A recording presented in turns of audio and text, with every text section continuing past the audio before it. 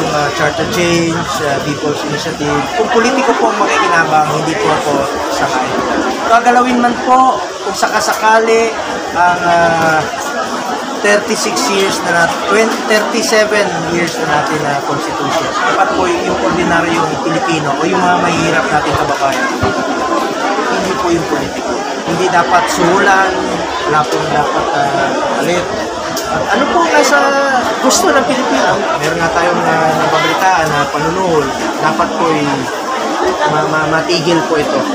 Kung ano lang po yung gusto ng Pilipino, lalo-lalo na po yung mga kababayan natin. Kaya nga po tayo narito para sa pagpapatayo ng mga super health center para ilapit natin yung servisyo medical sa ating mga kababayan. And of course, pangalagaan natin ang ating kalusugan. Magkakaroon po ng mahigit 600 na super health center sa 2 taon po sa buong Pilipinas. Kasama na po dito ang Botas sa iba't ibang parte ng Pilipinas. Kinaganda po ng super health center, it will help decongest the hospitals. Then dito na po sila magpapa-check up, dito na po sila itong primary care ng universal healthcare, dito na po yung konsulta package ng PhilHealth para hindi lumala yung sakit. Early disease detection, it will help decongest the hospitals. Yan po ang super health center na itinatayo ngayon dito sa Nabotas. Ilapit natin yung servisyo medical sa ating mga kababayan. Tuwing tinatanong po ako dyan sa issue yan, itong charter change, People's Initiative, gagalawin ng Constitution. Naalala nyo ang sagot ko? Di ba?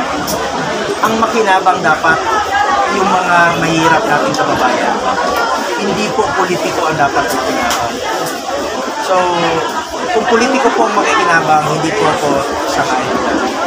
Kung gagalawin man po, kung sakasakali ang 37 years na natin na constitution. Kung sakaling gagalawin, dapat po yung ordinaryong Pilipino o yung mga mahihirap nating kababayan. Hindi po yung politiko. Yan lang po ang aking posisyon noon pa hanggang ngayon, hindi po ito magbabago. So, tinatawag po kayo ni SP na nakarang araw lahat ng mga senators. Ano po yung nakapag-usapan? Kung nakarang araw, wala pa po ako. Hindi kayo umattend ng Hindi na, meron po akong personal na lakad medical po ng aking pamilya. Yung nakarang araw na sinasabi. Pero sir, mayroong resolution sa Senate pending na pinapa-investigahan yung sinasabing payoff kapalit daw po ng firma sa People's Initiative. No comment na po ako tungkol dyan. Pero ang akin naman dito, kung sakasakali man kung may kapalit, ay nakakabahala po ito. Nababahala tayo sa balitang ito na meron po dapat po pusa po ng Pilipino. Hindi dapat suhulan, wala po dapat alit. At ano po nasa gusto ng Pilipino? Kung ayaw ng Pilipino, wag po. Walang pilitan dito. At meron nga tayong nababalitaan na panunuhol ay dapat po matigil po ito. Kung ano lang po yung gusto ng Pilipino, lalo-lalo na po yung mga kababayan natin. So, yung naman po sa EDSA Puera na EDSA Puera na answer nagkakampin ng charter change. Sabi ko nga, mas ang Pilipino po ang dapat po humusga. Hindi ko nga po napanood yung ads na yun. Sir, may mga kasamahan kayo na nagsusulong na ipa-revoke na yung franchise ng NCCC dahil paulit-ulit daw po yung pagpalpak nila, lalo na po yung pinakahuli nangyaring brownout sa Panay. Nakakalungkot at nakakadismaya, no? 3 araw yun, nagkaroon ng brownout sa Panay Island at sa mga kababayan nating Ilonggo, mga kamag-anak ko dyan sa Panay Island ay nababahala tayo dahil maraming apektado. Yung hospital, pag nag-brown out, may mga pasyente. Buhay po ng Pilipino ang nakataya dito. At yung eskwelahan po, na pag naantala, titigil yung klase, nababahala tayo dyan. At marami pong negosyo na nalulugi at mawawala ng trabaho pag nalulugi yung negosyo. So dapat po yung merong managot dito at sang-ayon naman tayo sa order ni Pangulong Bongbong Marcos na tingnan ng mabuti ng ERC, yung Energy Regulatory Commission. Trabaho po nila ito. To check NGCP, to check kung sino pong accountable. Dapat po may managot dito kung sino talaga ang may kasalanan, kung bakit po nagkaroon ng power trip or brownout dun sa panayarin. Kasama na rin, sir, pananagutan nila yung magbayad ng economic losses. Correct. Lahat po. Accountability nga po.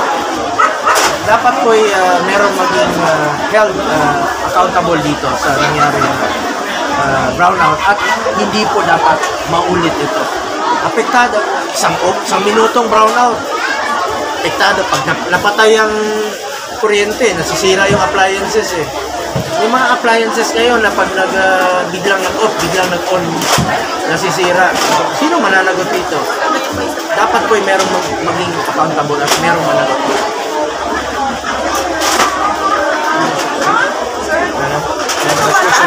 Kaso na acute gas mo enteritis sa Baguio. Sa pagdadagdala na Nananawagan po ako sa Department of Health, no? Kaya nga po, Department of Health, Kalusugan, at to check kung ano pong cause nitong gastro enteritis na nagkaroon po ng outbreak sa Baguio. Anong cause kung bakit nagkaroon ng outbreak at safe pa yung iniinom nilang tubig. So, nananawagan po ako sa Department of Health and intensify the information drive, especially in schools and communities. At kung meron silang ma-identify na mga suspected na mga contaminated na mga drinking water, importante sa akin ang kalusugan ng bawat Pilipino. Dahil katumbas nga po ito ng buhay ng bawat Pilipino. Napaka-importante po para sa atin bilang chairman po ng committee. Kaya nga po tayo narito para sa pagpapatayo ng mga super health center para inapit natin yung servisyo medical sa ating mga kababayan. And of course, pangalagaan natin ang ating kalusugan. So, sisingit ko na lang po, magkakaroon po ng mahigit 600 na super health center sa 2 taon po sa buong Pilipinas. Kasama na po dito ang Nabotas sa ibang parte ng Pilipinas.